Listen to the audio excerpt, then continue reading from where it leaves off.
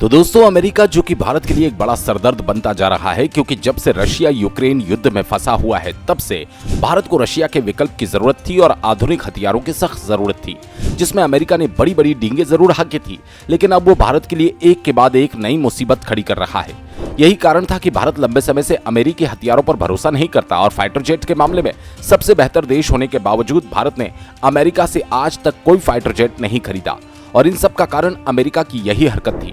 दरअसल हुआ ये कि भारत की तरफ से HAL को तेजस मार्क 1A का एक मैसिव ऑर्डर दिया गया, लेकिन अब हमें तेजस मार्क 1A में भी डिले का सामना करना पड़ रहा है। और यहाँ पर डिले कोई भारत की कंपनी की वजह से नहीं हो रहा, बल्कि GE, जिसने इस फाइटर जेट में इंजन देने का वादा किया और भारत ने डील भी GE के साथ साइन की,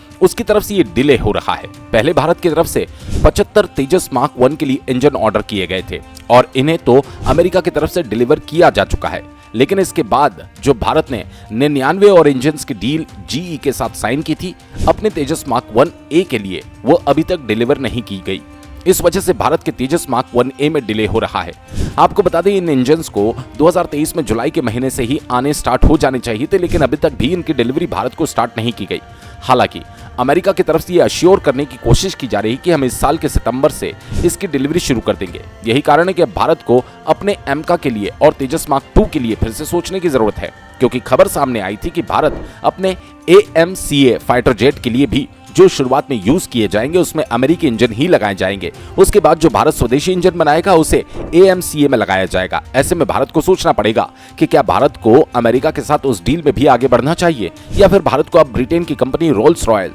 या फिर फ्रांस की कंपनी सैफ्रॉन पर भरोसा जताना चाहिए। हालांकि दोस्तों, भारत को तेजस मार्क 1A के लिए जिस टाइप के इंजन चाहिए उसके लिए बेस्ट ऑप्शन भारत के पास के GE के F404 IN20 इंजन ही थे। इसके अलावा इस समय जो ऑपरेशन फाइटर जेट हैं उस इंजन की जितनी कैपेबिलिटी प्रोवाइड करते हैं और 80 किलो न्यूटन से ज्यादा थ्रस्ट जनरेट करते हैं, उसमें सिर्फ रशिया का RD-33 इंजन इकलौता ऐसा इंजन है जो कि इमीडिएट भारत के रिक्वायरमेंट को पूरा कर सकता है, और रूस की तरफ से उसका ऑफर भी भारत को दिया जा चुका है। यानी अमेरिका इंजन की सप्लाई स्टार्ट नहीं करता तो भारत सीरियसली रशिया की तरफ रुख कर सकता है और कुछ RD-33 इंजन वहां से मंगाकर अपने तेजस मार्क 1A को ऑपरेशनल कर सकता है। यहाँ पर इंटरेस्टिंग बात तो यह है कि इस इंजन को भारत के अंदर बनाया भी जा रहा है और मिग जैसे एयरक्राफ्ट में इसका यूज भी किया जाता है। हालांकि इस इंजन के साथ थोड़ी बहुत प्रॉब्लम है, जैसे कि इसमें स्मोक काफी ज्यादा होता है, लेकिन समय के साथ रूस ने इसको भी दूर कर दिया। वहीं ये 88 किलो न्यूटन तक थ्रस्ट जनरेट करता है, जो इस वजह से भारत रूस के साथ कुछ फाइटर जेट इंजन की डील साइन करके